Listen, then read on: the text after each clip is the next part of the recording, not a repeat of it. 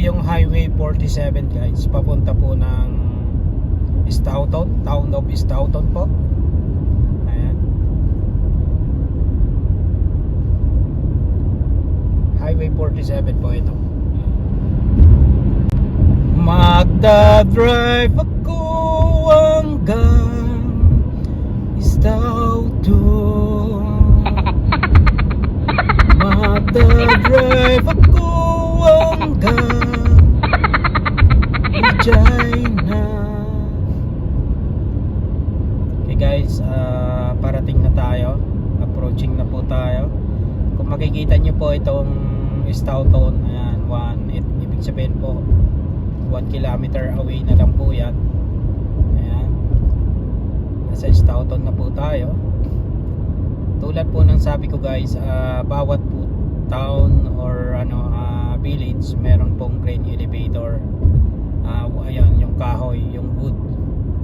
So kulay orange, ayan po, nakikita nyo po yan. Medyo may kaliitan dahil malayo-layo. So ayan po yung grain elevator ng town ng Stoughton. So nandito na po tayo. Ayan, may mga sign po kung saan ang direction. May pakanan, pakaliwa, may continue. Ayan. So yung kaliwa papunta po ng, kalimutan ko. So itong pakanan papunta po ng Carlisle. Okay, so tatawid tayo. So start na po tayo. Ito na po yung town ng Stoughton. Speed limit po ay 60. And may hotel, Poplar Hotel. May Western Star Hotel. So ito po yung town. Share ko ito guys dahil marami rin pong mga Pilipino dito na naninirahan, nagtatrabaho, para po yung mga kababayan natin na pupunta rin dito po, laking tulong po ito sa inyo dahil share ko po ito. Ayan, ito po yung Co-op, convenience store po yan at gasolinahan.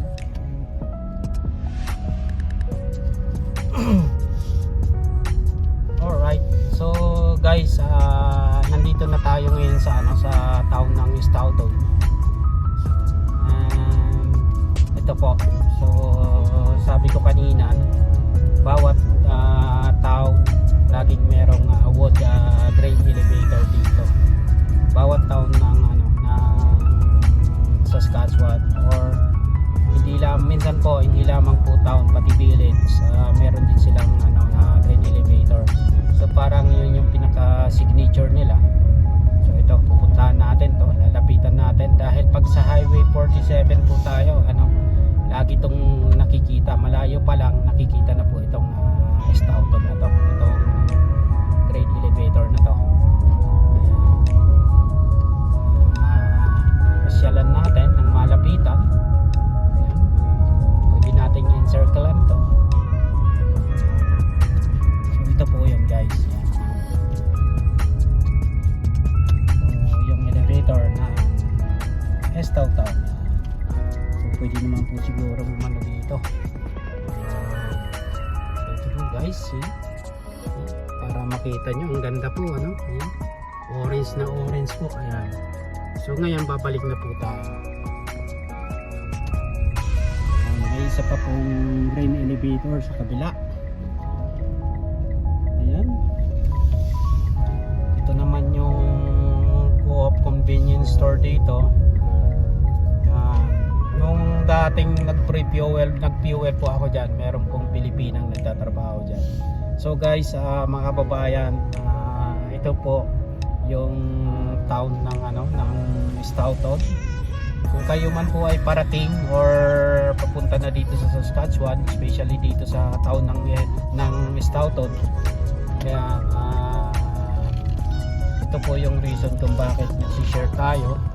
Baka po mataymihan natin na dito po ang papunta nyo, dito ang destination nyo. Ayan. So ito, watch nyo po ng maigi itong ating content, at para naman pag nandito na po kayo mga kababayan ko, may idea na po kayo kung anong meron, what Stoughton has. So ito po yung itsura mismo kapag ay spring season. At ayan, ito po yung highway. Ngayon meron din pong isang highway dito, yung highway 33. Yan po ay kung pupunta po tayo ng Regina. So ito, pwede po nating daanan to, liko tayo sa kaliwa. Ayan. So 60 km/h na po ang takbo dito. And ito na po yung nag-connect mula sa Highway 47, Highway 33 na po ito. Ayan, pupuntang Belmore, Francis, Regina. 141 kilometers po yung layo mula dito hanggang Regina po. So Highway 33 West. Ayan. So ayan po yung isang sabi ko na grain elevator, guys. Ayan.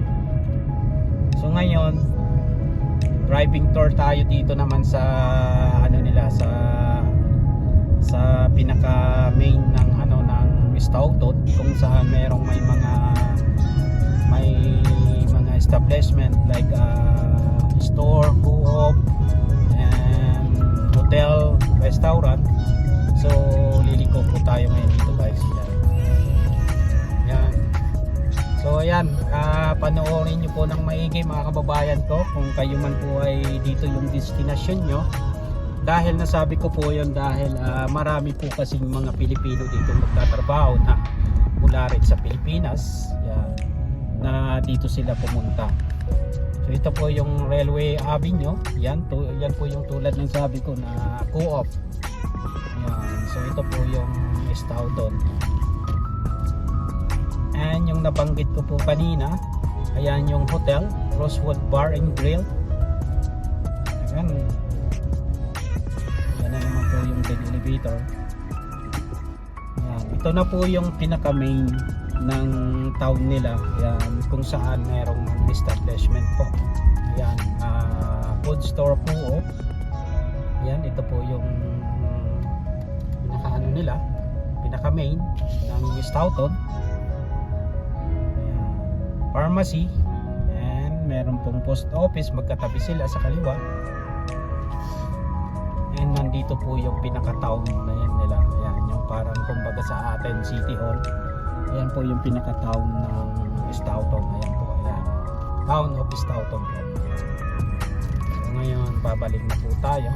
Hindi na po natin iikutin kasi may mga kabahayan na po dyan. Residential na po yan, guys. Ayan. May bakery. Tayo po ibabalik na para mapakita naman natin yung bandang kaliwa dito. Ito. Yan. So ito po yung pinaka main ng Stoughton. Itong Rosewood Inn Hotel and Rosewood yan, Bar and Grill. Marami pong mga Pilipino dyan na nagtrabaho at mga na permanent residents na rin. At yung iba po, may kakilala nga po ako, tulad po nung sabi ko na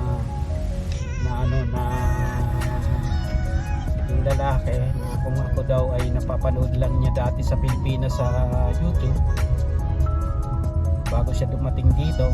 Siya po yung binabanggit ko na yung asawa niya po dyan nagtrabaho, tapos na permanent na ata yung asawa niya, nag-decide silang lumipat sa lugar namin, sa city namin, sa Esteban. So enjoy watching po, guys, mga kabayan. Kayo po ay dito yung destination nyo, papunta kayo ng Saskatchewan, ito po yung town ng Saskatchewan, ng Stoughton. Yan. Thanks for watching, guys. Wag lang po tayong makalimot na magbigay lamang po ng kahit kaunti like or comment na rin, kahit papaano po makakatulong po ito sa mga parating dito sa Stoughton, dahil alam ko po kasi na marami talagang mga Pilipinong nakarating na dito. Malay natin na dito rin pala yung inyong mga destinasyon. Ayan. So driving na po tayo, nag-tour lang po tayo. So ito po. So approaching tayo sa 60. Ayan. Ito naman po yung bumalik na ako, umikot lang tayo. Highway 47 South na po ito, pauwi na po ito ng Esteban.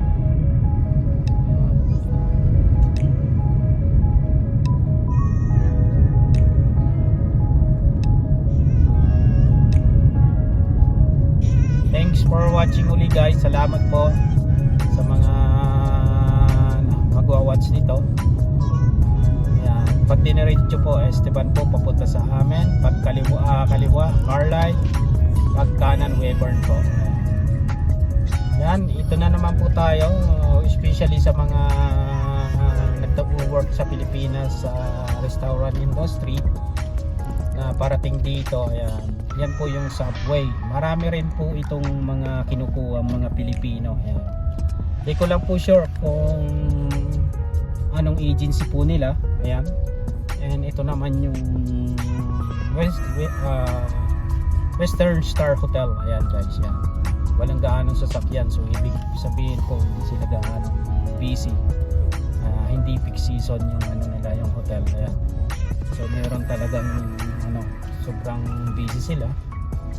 Yan, lalo na po nung kalakasan ng oil rig dito sa amin.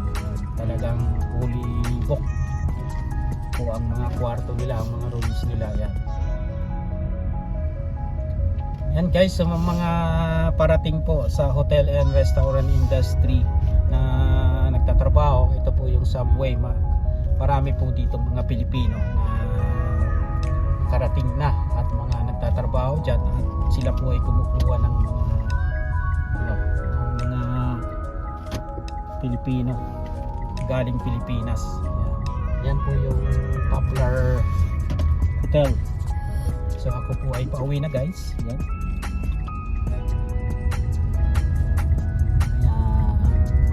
Hotel po dito. Yan, malay po natin baka galing kayo ng Pilipinas, mag-work kayo dito sa hotel na yan, kaya dun sa Western Star Hotel. Ito naman po yung highway. Hindi ko wala po yung sign, hindi ko po makita kung pag lumiko ng kanan kung saan po papunta yan. Ayan. So doon po tulad ng sabi ko, yung hotel, yung Crossroad Bar and Grill or yung hotel na yon, marami pong mga Pilipino doon. Di ko po rin po alam anong agency nila, paano sila nakarating dito sa Canada guys. Ayan. Pero talagang sila po ay kumukuha ng mga Pilipino. Ayan, galing Pilipinas po. At lalong lalo na rin po yung Subway.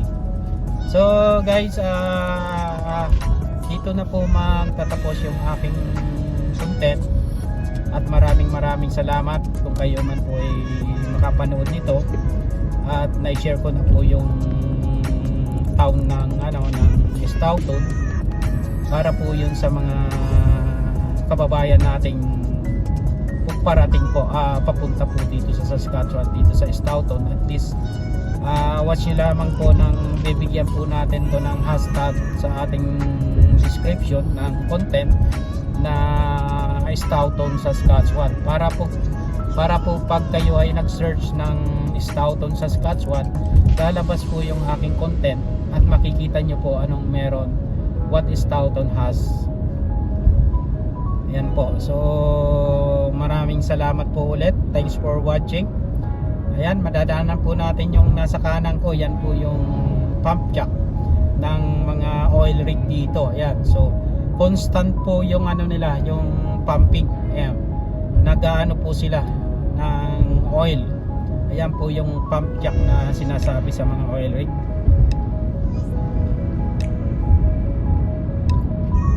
Ayan. So continue driving po tayo guys. Thanks for watching ulit. Kahit po nakailang sabi na tayo ng thanks for watching, and huwag nyo na rin pong kakalimutan mag subscribe and leave a comment and mag-like na rin po kayo. And ang inyong pong content creator, Oragon Iski TV po. Yan po yung aking channel. Yan. Okay, thanks guys, and God bless everyone po.